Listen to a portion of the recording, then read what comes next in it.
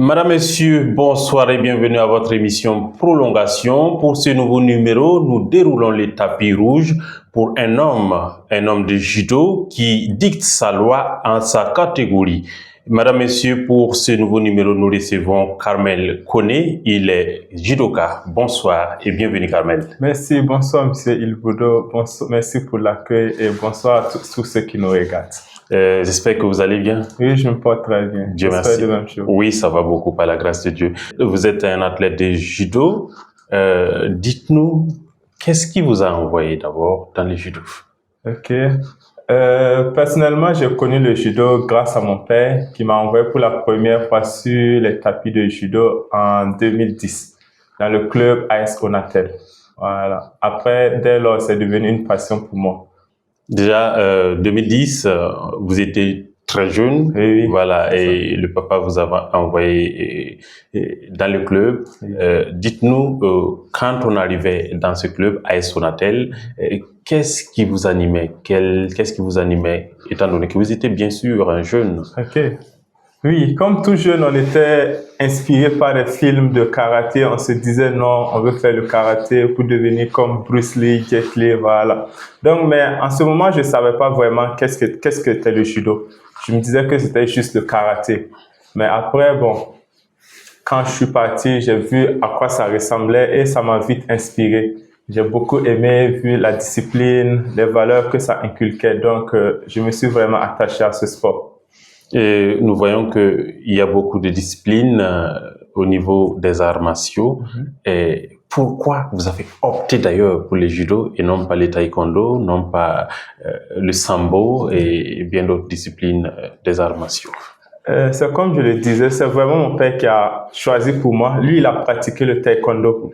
Au départ, j'étais plus prédisposé à faire le taekwondo, mais après, il a eu un ami qui faisait le judo, il a vu comment ça se passait et ça l'a plu. Donc, il a décidé que son fils ferait le judo. Donc, quand il m'a amené là-bas, moi aussi, j'ai aimé cette discipline et je me suis donné un peu à fond pour pouvoir rester dedans. Alors, en 2010, oui. Quand vous arriviez à l'AS Onatel, on n'avait pas une idée du judo, mais très vite, on sent que Koné, et vu son engagement, il s'est imposé, il s'est illustré. On a vu que vous avez passé du poulain à senior très vite et vous êtes imposé. C'est en 2017? Oui, carrément, c'est en 2017. En 2017? Ouais, c'est en 2017. D'accord. Dites-nous, comment vous avez vécu cette transition-là? Parce que quand on est jeune et que très vite on vous envoie à un niveau de responsabilité aussi des adultes, comment vous avez vécu ce passage-là, cette transition? Je pense que j'ai bien vécu ce passage, vu que j'ai pas eu trop de difficultés, parce que dès mon jeune âge, je m'entraînais déjà avec les seniors. Donc, dès mon âge de 14 ans, 15 ans, je m'entraînais déjà avec les seniors. Donc, j'avais déjà une idée de ce qui m'attendait quand j'allais grandir. Donc, je pense que le fait de m'entraîner avec les plus grands que moi, ça m'a vraiment aidé à aborder cette étape.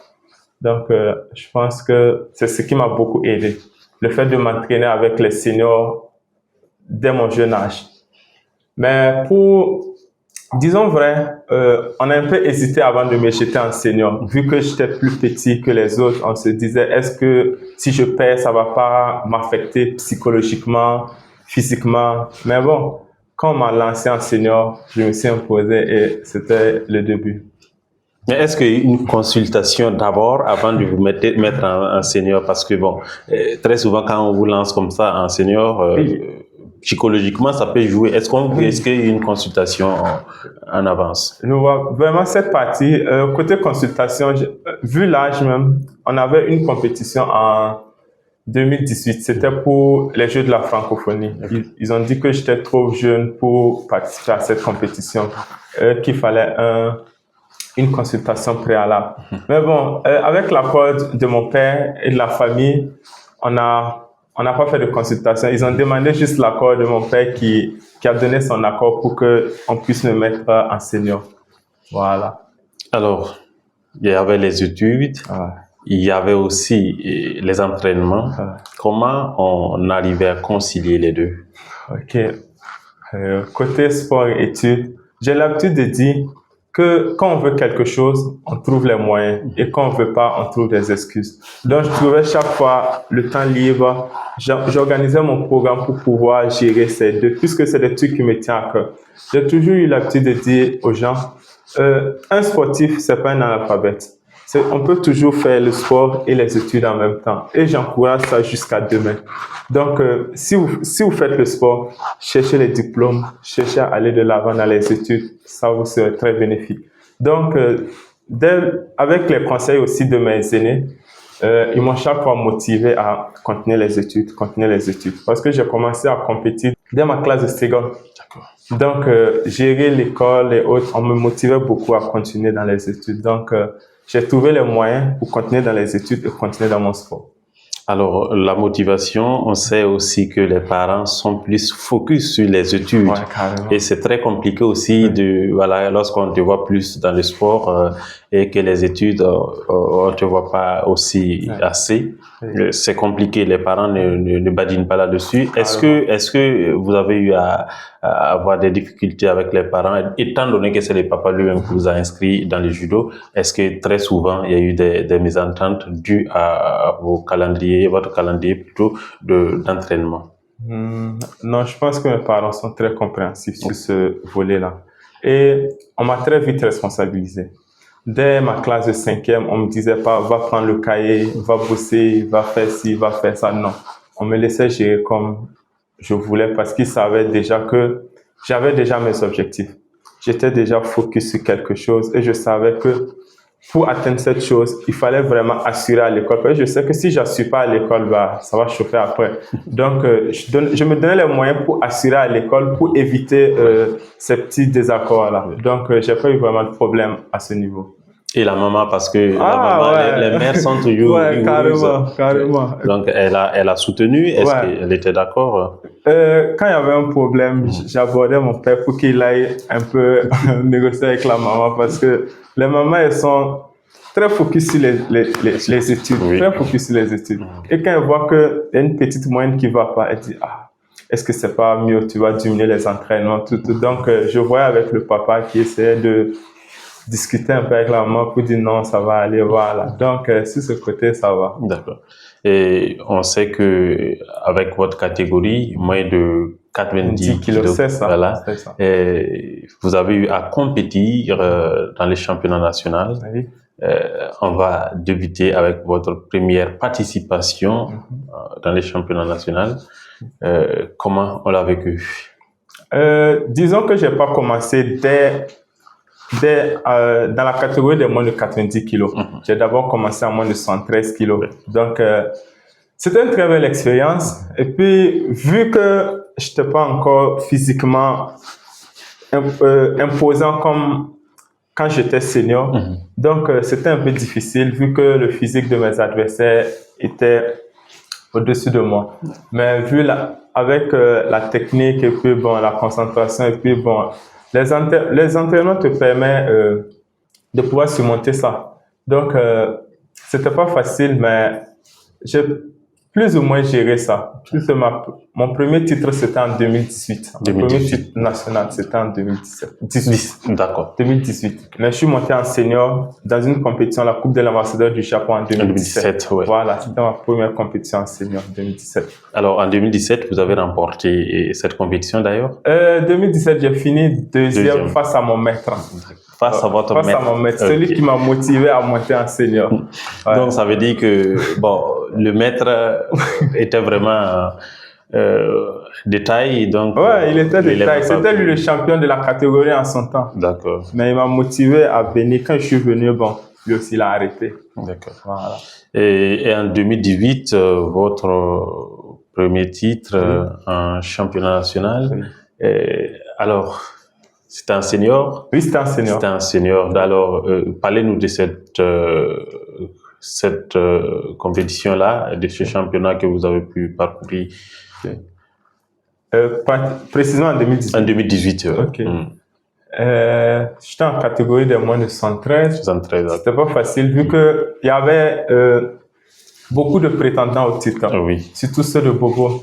Et mon premier combat, j'ai croisé un adversaire de Bobo qui était vraiment physique et pendant le combat, je me suis posé des questions. J'ai dit qu'est-ce que ce mec il mange, vu qu'il était très physique. Mais après, avec la vitesse, j'étais un peu plus rapide que lui. Donc, j'ai pu m'imposer pas très longtemps. Au bout d'1 minute, j'avais déjà gagné mon combat. Donc, ça, c'était le premier combat. Après, j'ai eu à faire un deuxième combat contre un gars de Ouaga. Lui, on se connaissait bien. Donc, ce combat a un peu plus duré, vu que chacun connaissait les techniques de l'autre, sa manière de combattre et autres. Donc, ça a plus duré et je l'ai eu par l'usure. Voilà, puisque quand tu fais le judo aussi, il faut être beaucoup endurant et résistant. Donc, je l'ai eu par l'usure. Ma demi-finale aussi, c'était contre un gars de Ouaga. Et ma finale contre un gars du même club. Voilà, et je me suis imposé. C'était mon premier titre. Cette fois-ci, il n'y avait pas de maître qui était face à moi. Non, il n'y avait pas de maître qui était face à moi. Okay. Alors, de 2018 à 2025, c'est devenu votre habitude, le championnat national dans la catégorie moins de 90 kilos. Oui. C'est quoi les secrets de Koné? J'ai toujours l'habitude de dire que c'est pas un secret. Le secret, c'est le travail. Il faut travailler, il faut se faire confiance. Même si tu travailles et que tu te fais pas confiance, tu pourras pas y arriver. C'est la confiance en soi, le mental. Toujours le mental. Dans le sport, c'est le mental. Tu peux être physiquement prêt, l'endurance y est, la résistance y est, le physique y est, mais tant que tu n'as pas le mental, tu pourras pas. Tu pourras pas. On rencontre beaucoup de sportifs qui sont physiquement au top, techniquement au top. Mais si mentalement, ça va pas marcher. Est-ce que c'est ce mental-là qui fait la différence entre vous et vos adversaires dans les championnats? Le mental, vraiment, c'est un plus pour moi. Mais dire que ça fait la différence, je sais pas trop. Mais c'est un plus pour moi. C'est un plus pour moi. Mais vous estimez que c'est quoi qui fait la différence? Parce que détenir le titre de champion presque chaque année, et c'est pas aussi chose aisée pour voilà, surtout dans nos championnats, on voit les conditions d'entraînement, les conditions de vie des athlètes, mais si vous arrivez à tenir, on sait qu'il y a quelque chose quand même qui différencie à votre niveau par rapport aux autres athlètes. Est-ce que c'est les conditions de vie, c'est le financement, est-ce que c'est uniquement le mental ou bien c'est la préparation aussi, ou bien Kamel a d'autres secrets autour de ça pour que voilà, pour pouvoir maintenir ce cap-là? Je pense que c'est le travail acharné. Le travail acharné continu. Il faut un travail acharné et continu. Tant on remarque qu'il y a beaucoup qui travaillent, mais c'est pas de manière continue. Il faut vraiment travailler de manière continue.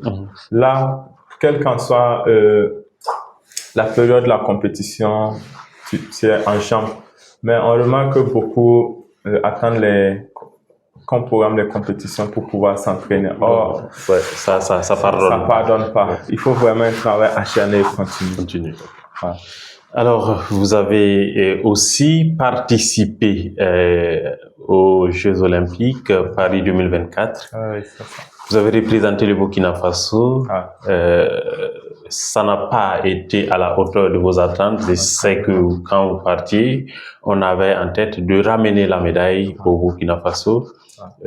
Ça n'a pas été le cas. Racontez-nous comment était votre participation aux Jeux Olympiques Paris 2024. Ok.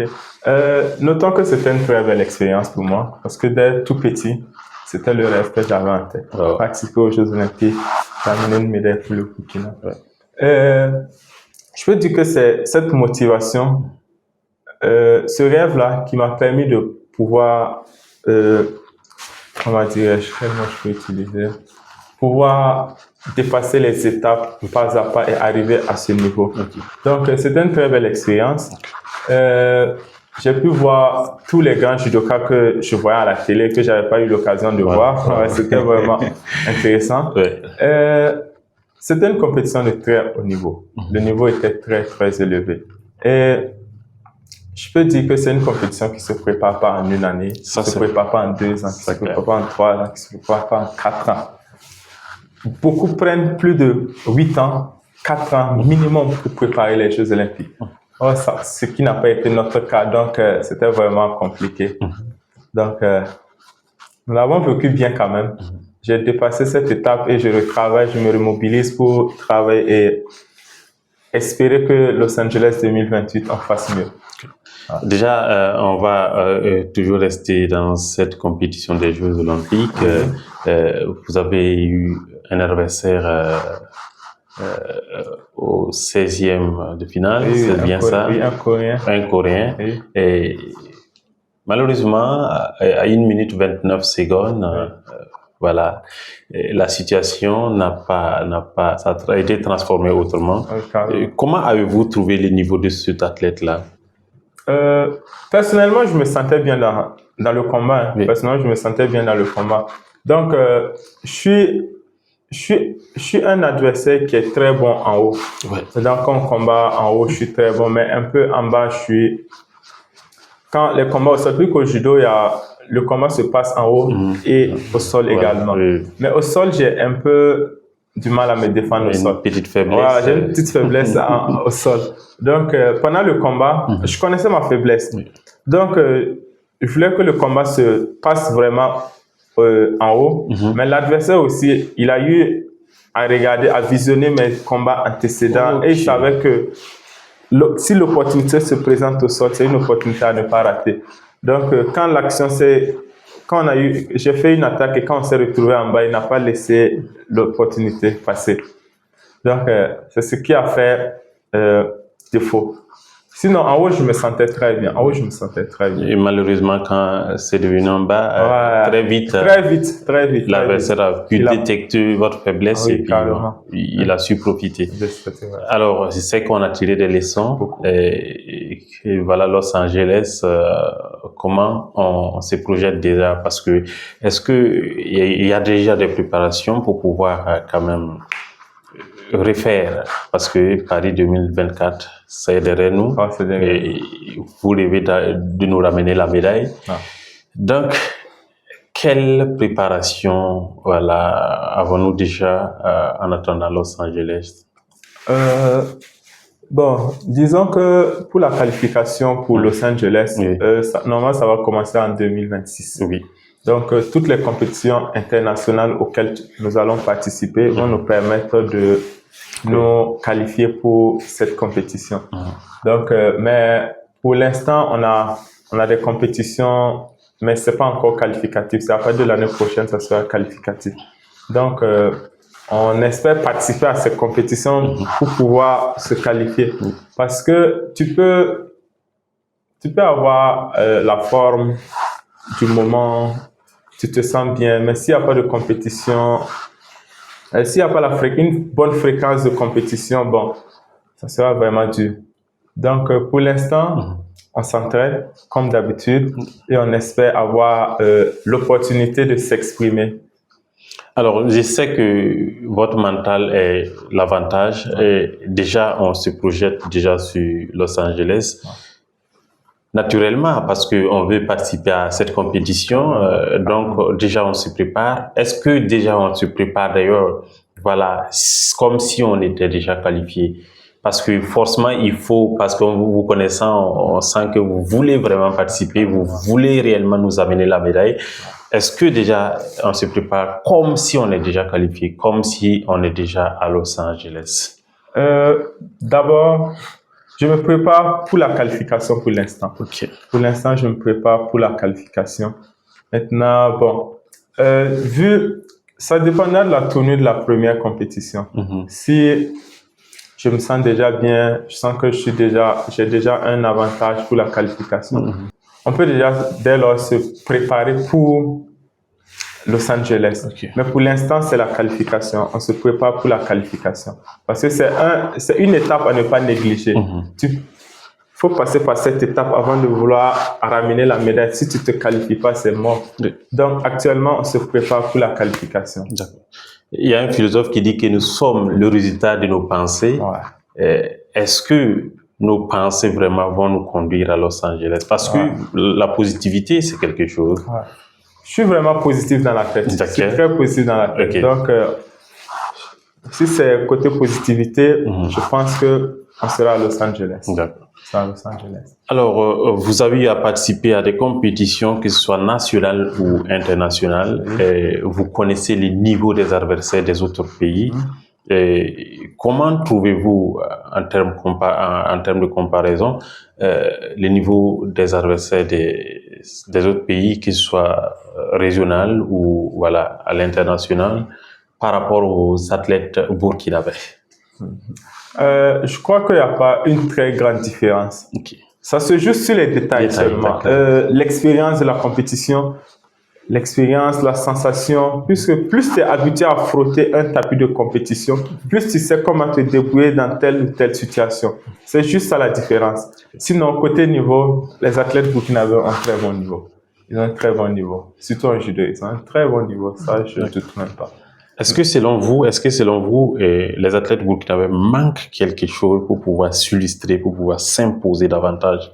Est-ce qu'il y a quelque chose qui manque réellement aux athlètes burkinabés?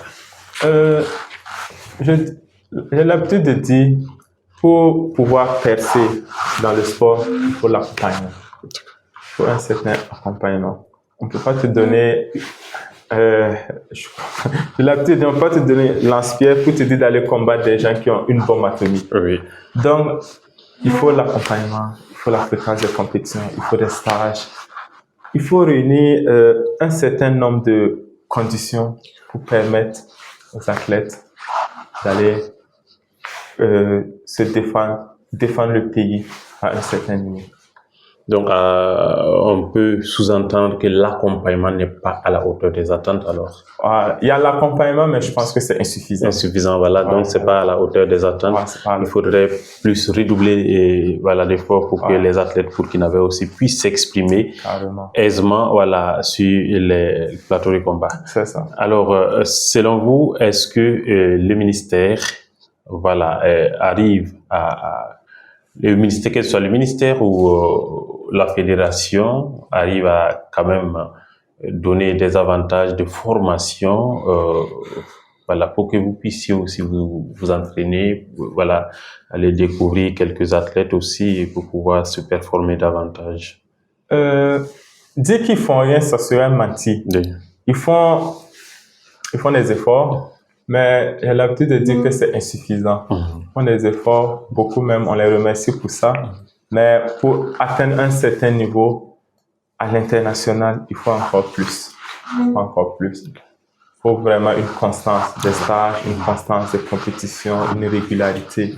Voilà. Sinon, si tu combats et tu fais 3 mois, 1 année sans compétition, quand tu repars, tu es désorienté.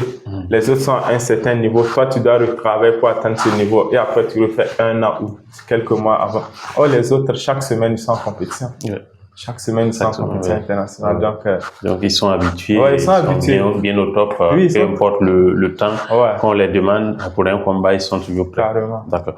Alors, il y a des jeunes, vos jeunes frères qui sont très passionnés ou qui d'ailleurs pratiquent le judo. Vous inspirez beaucoup de personnes. Est-ce que vous avez des conseils pour ces jeunes-là? Vraiment, en tout cas, j'ai des jeunes qui m'abordent, qui disent ils aiment ce que je fais, ils aimeraient bien devenir comme moi. Je leur dis non, continuez à croire en vos rêves. Si vous avez envie d'être champion, croyez en ça. Ne laissez personne ne vous dire que c'est pas possible, que vu les conditions, ça sera difficile. Non, croyez en votre rêve, travaillez pour ça jusqu'à ce que vous changez peut-être de rêve. Non, croyez en vos rêves, travaillez dur pour ça et Dieu fera le reste.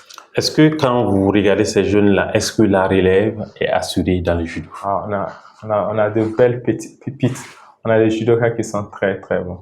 Ils sont très, très bons. Je crois que la relève est assurée. Mais pour ça, il faut vraiment les accompagner. Parce qu'on peut avoir des jeunes judokas, mais si on n'a pas l'accompagnement nécessaire pour les permettre d'arriver à un certain niveau, ça sera très compliqué. Sinon, on a de très bons petits judokas. Voilà. Alors, nous sommes déjà presque à la fin de cette émission. Nous allons vous demander un mot pour ces passionnés du sport et les téléspectateurs de Fadima Web TV. Okay. Donc, je remercie vraiment Fadima Web TV pour l'invitation et pour l'honneur porté à mon humble personne.